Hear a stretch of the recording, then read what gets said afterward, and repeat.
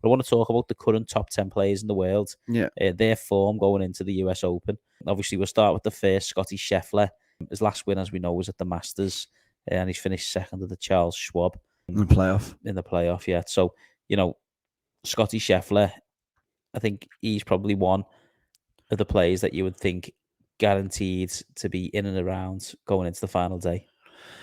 Yeah, just judging on this week's performance, though, he seemed a little bit all over the place, didn't he? He had a good final round, and that 600 finished, top 15 or whatever. Caddy issues, though, innit? Maybe. New caddy. Maybe. Be interesting to see actually how the caddy impacts how he performs this week, because if he has a stormer again, it just shows the impact that Ted Scott's having. Yeah.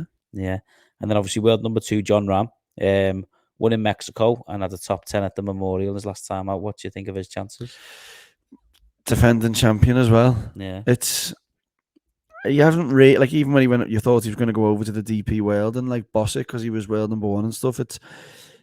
They seem to have little flashes, don't they, these players at the moment? It's not, no one seems to be like, obviously Scheffler's won 4 times. No one else really, like, even like has won. Sam Burns won 3, but like that's calendar year, and it's not like this year, is it? Well, no, Sanderson Farms was 2021. Yeah, exactly. So, but it was in this PGA Tour season. This PGA Tour season, so it's, like multiple wins and like back-to-back wins. They're hard to come by these days because of the strength in golf. So I think with pressure and things, I don't see John Rahm faring too well, mate. Do you not know? He's a bit erratic, isn't he? Yeah. He's not really playing as consistently as he would. I understand. Obviously, he's got a child and he's got another one on the way. So, talking about back-to-back winners, Rory Mcilroy up to 3rd in the world after his win last week. Fancy his chances a lot, especially with Niall in the bag.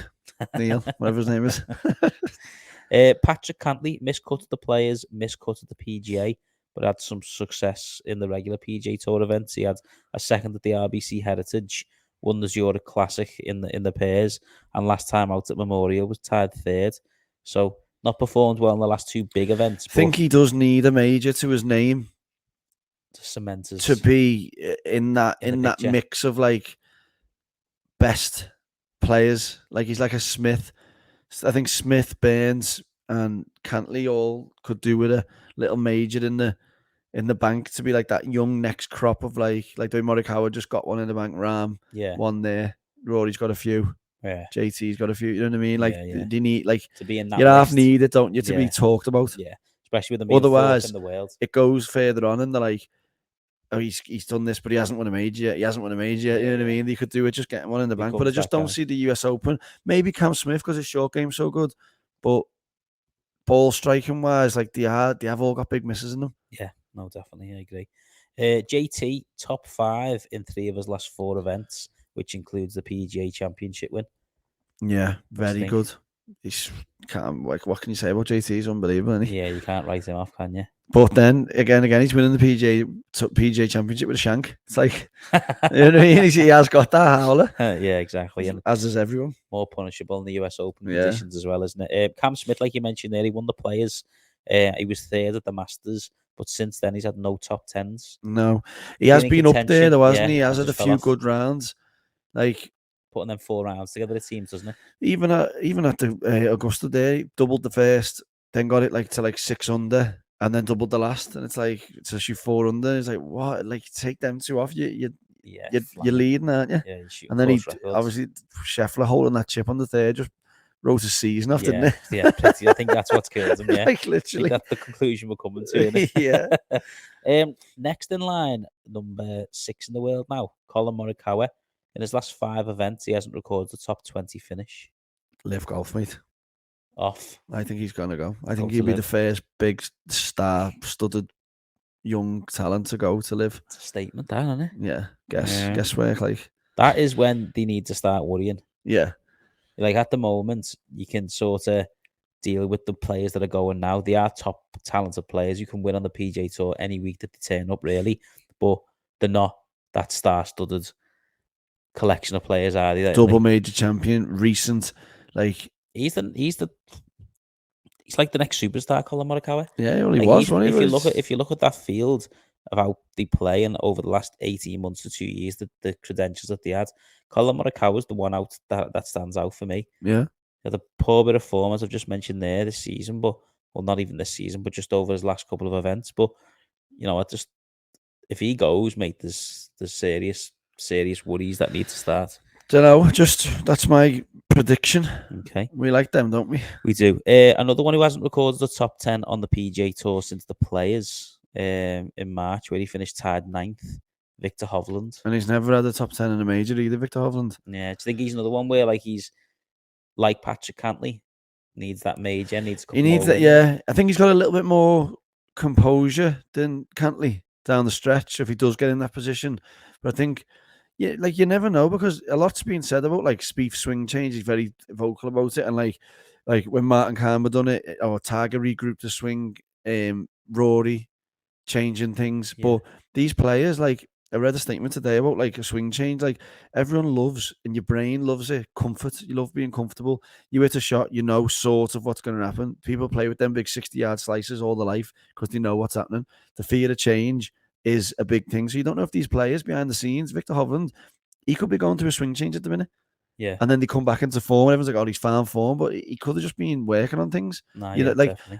This Netflix documentary could be good if they follow the players in day to day as well and see what they do in the week. Yeah, I'd love to see what they work on, where they work on it, what they do. Get a proper understanding of a golf. We're just looking at the form, saying form. Oh, it's came back. He's done that, but I want to see the underneath the iceberg of what's going on. You know what I mean? The bigger picture. Yeah. No, definitely.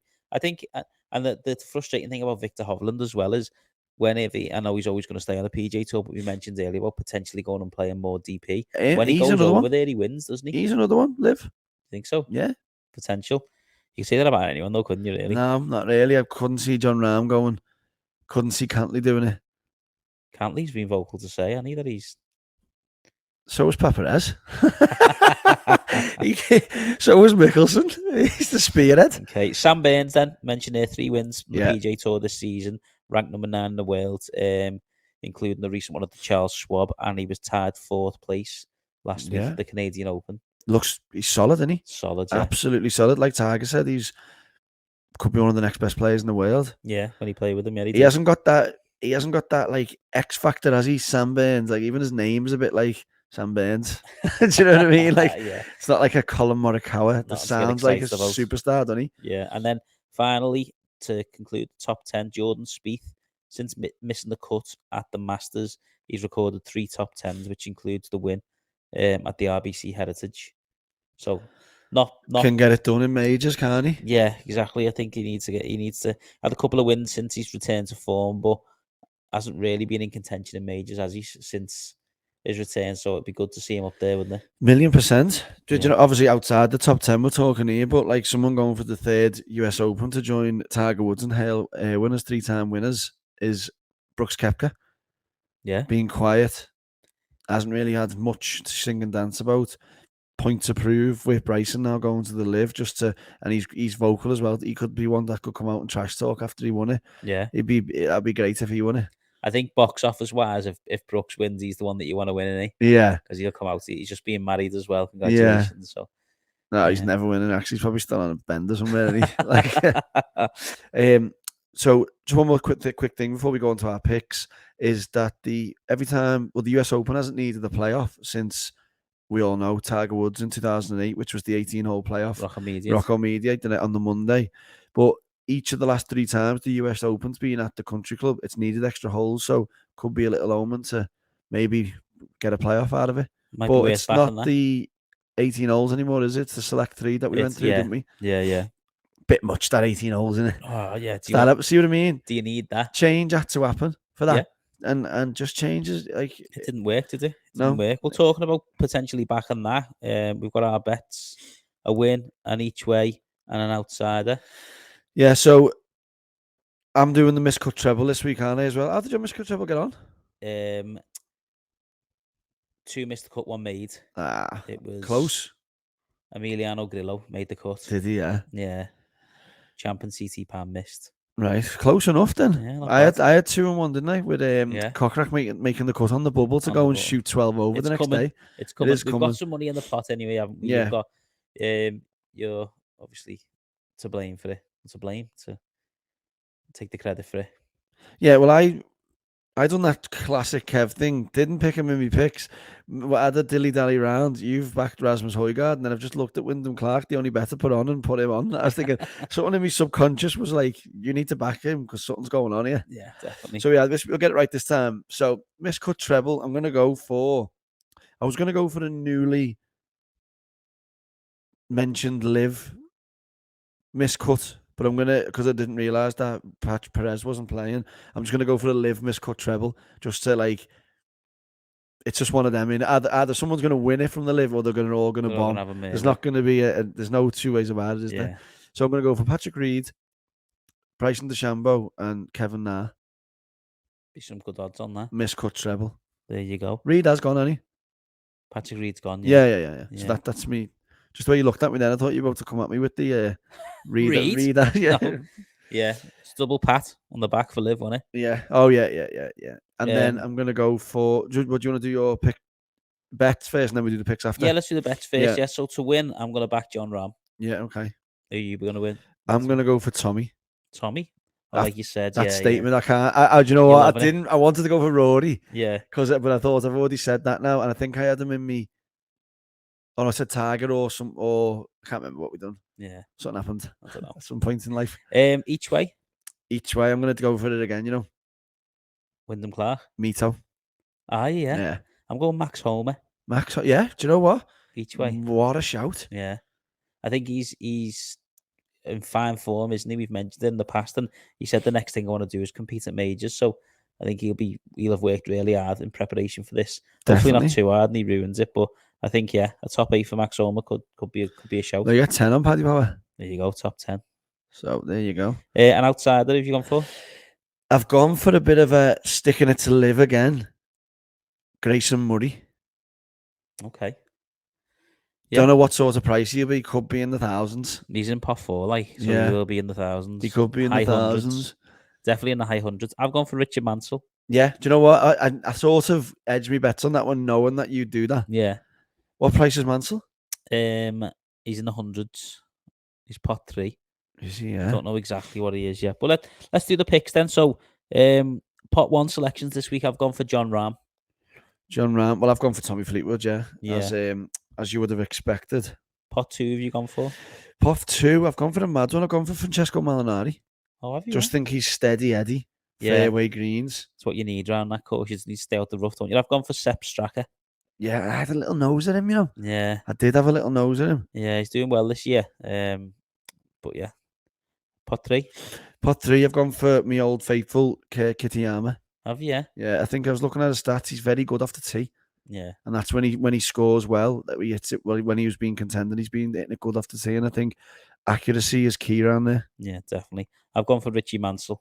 500 to 1, Richie Mansell is. Yeah, there you go. Yeah, here's one for you. Grayson Murray. Have a guess. 1,200 to 1. 1,000. Yeah. 1,000, yeah. Pot 4, have you gone for? Grayson Murray. I've gone for the stake share, platter for 2. Adrian Dumont de Chasse. Yeah, have you? Yeah. I think he must be he's got to be in the thousands, hasn't he? Yeah. That's my pot 4 selection anyway. There you go. Right then, so that concludes this week's podcast. Say plenty to talk about. In 1,000,000%. conclusion, live was decent, plenty to improve on. Golf's in an unbelievable spot. Oh, golf's in an amazing spot, isn't it? Yeah. Obviously, enjoy the US Open, big major.